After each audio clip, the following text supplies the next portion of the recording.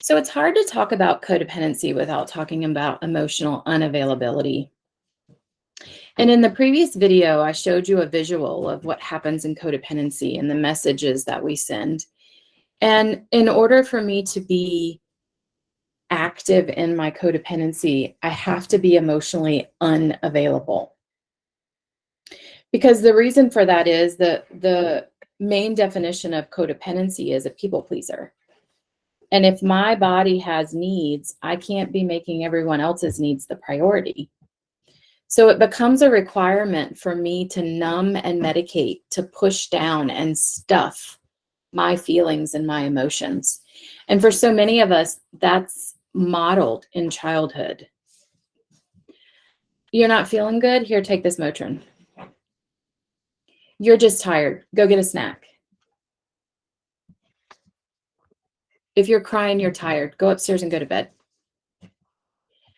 There isn't an opportunity for emotional availability to be learned and expressed, because so often for parents, when children are in distress, it's really uncomfortable.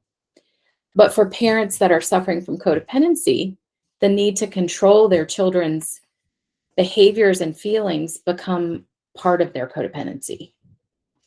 So rather than me crying because my feelings were hurt and getting a hug from my mom and saying, "How can I help you?" That's what a repair would look like. I got, "You must be hungry, go get a snack." Or, "You're just tired, go lay down and take a nap." My mom's emotional unavailability taught me that whenever there's a feeling, fix it with something. And the reality is we don't fix emotions. Emotions are our North Star or our compass. They're what guide us in what's okay and what's not okay. They're what color us in our identity.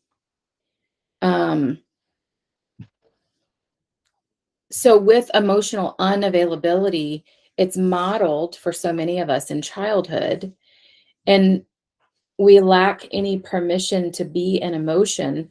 And so the older we get in adulthood, the more we have to use these numbers and medicators to not feel. And if I am emotionally available, sometimes there's a consequence to it. As a professional woman, if I cry at work, the men make fun of me, or I'm the butt of the joke. And maybe when I cried at work, it wasn't because I was sad. Maybe it was because I was mad. Emotional unavailability, the longer it lasts, the worse it gets. That sound familiar? It's very insidious. And for so many women, especially high-performing women, when they are in a deep emotion or anger, which is a secondary emotion, there has to be some type of release. And for so many women, it looks like tears. So when we look at emotional unavailability, as a codependent, there's this false belief that I'm being emotionally available to other people because I'm giving to them and I'm helping them. And that's not true, because emotional availability has to start with me. And so often when I've done my own work and when I've worked with clients, so many adults aren't sure what some emotions feel like. And I think that's so validating when I acknowledge my level of codependency, because I wasn't given the permission to feel the feelings as a kid. How the hell would I know how they feel as an adult? Other than mad, sad, glad, scared. My emotional vocabulary was very limited before recovery. And even now as an adult, I teach this and I offer my clients to use this until they get their own. But in the moment, sometimes I just got to say, I'm feeling some kind of way. Later on, I can figure out what it is, but I just have to acknowledge that something's not okay. Because even as an adult, I don't always know what it is. And the more I practice the emotional availability, being in my emotion, having permission to feel my feelings, and then doing whatever it is my body or my inner child need around that emotion, is what creates the reparenting or the repair. But as long as the emotional unavailability is in place, as long as I live in my head, As long as I live by logic and intellect, my body is not what's guiding me. My thoughts are. Rarely are my thoughts ever right. Always is my body right. So I would rather be guided by my body than my thoughts. And feelings follow thoughts. So if I allow the obsessive, emotional, unavailable thoughts to continue,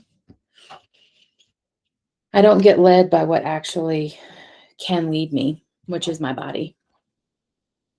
So emotional unavailability when it comes to codependency is what I have to do in order to be codependent. And as soon as I start to become more emotionally available, the people in my life that really love me will be the ones that are still there. And the ones that only benefited from what I could do for them won't be there. And that causes a lot of grief.